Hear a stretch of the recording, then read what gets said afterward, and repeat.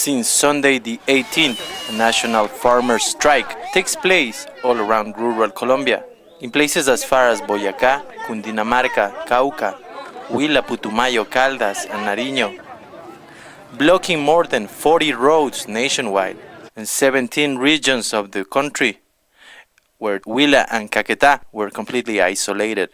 Juan Manuel Santos, president of Colombia, while speaking about the strike on Sunday, August the 24th, said, El tal paro nacional agrario no existe. On its first week, the strike was skillfully politically discredited and brutally repressed by police and military force.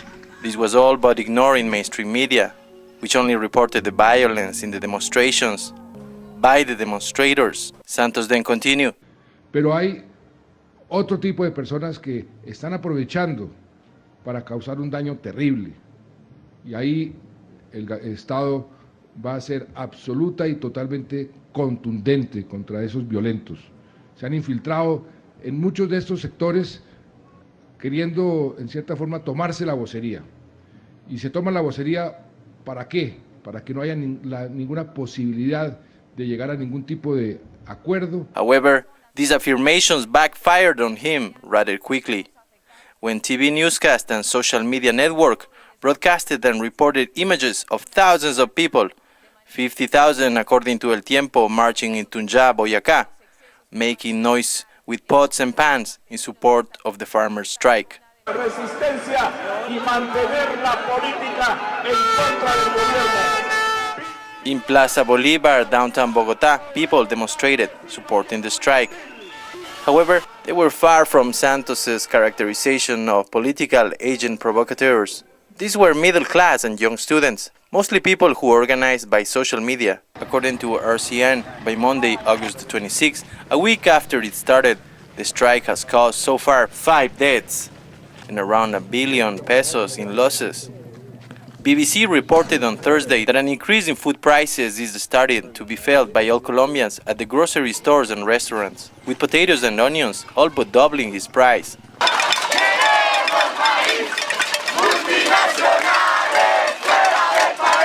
In Bogotá, on the night of the 27th, 18,000 people marched, sending a clear message. The farmers' demands for a serious dialogue around the agricultural sector needs are not new, and they stand into the very roots of many of Colombia's recent conflicts: globalization and wealth distribution.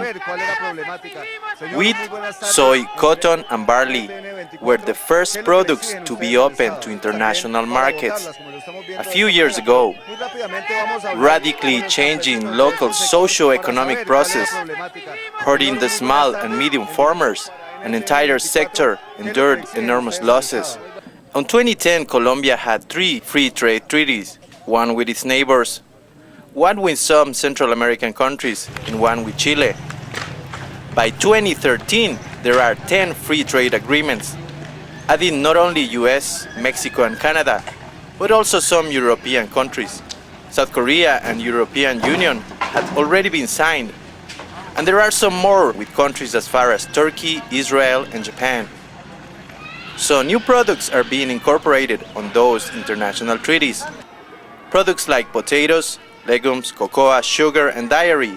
This spells doom for small and medium farmers who previously moved to those products to avoid unfair competition, and now they expect to, again, endure difficult losses. Inconsistencias que está cometiendo el gobierno nacional en cuanto a los insumos, el precio de los insumos, porque seamos competitivos con los países vecinos, con Ecuador y Venezuela. Cuando aquí pagamos por un culto a unos 75,000 pesos, allá les cuesta 45,000 pesos y les dan un subsidio, les queda como en 38. Back in Tunja, where 50,000 people have marched in support of the farmers, Juan Manuel Santos was forced to publicly recognize that the crisis of the farming sector was not a consequence of his administration's policies, but of a structural problem years in the making. By then, the direct pressure of the farmers in the capital city's full supply started to prove a powerful lever. Tons of rice, fruits, and legumes had to be buried under the ground because of the producers' inability to transport them to their markets in the city. On Friday, the 17th, President Santos spoke on national TV. He ordered the military units and police to quell the unrest and exercise maximum force if necessary against any political agent provocateur or violent element. He also offered 5 to 10 million pesos reward to anyone who can help identify those allegedly responsible for wrecking stores and assaulting people.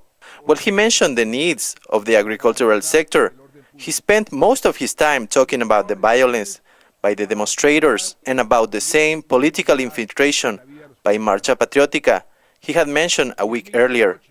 On Saturday, the 31st, most of the roads were open and cities like Tunja came back to a somehow normal routine. But the strike has not ended, and the farmers' demands of protection against free trade and US's big farm have not been addressed.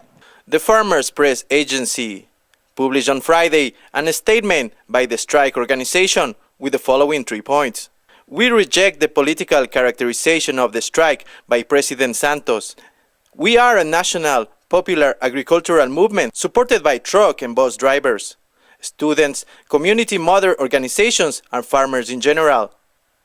We presented a concrete scroll of petitions to the government. 2. We are more than willing to dialogue and reach any agreement with the government.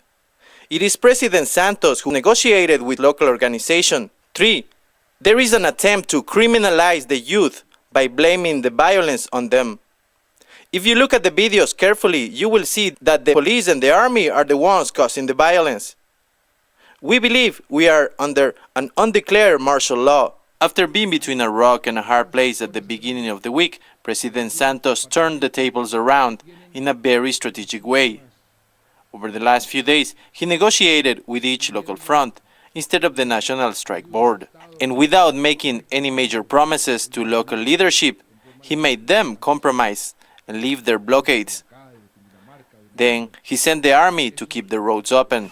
But the structural problems, years on the making, as the president described them, are far from being resolved.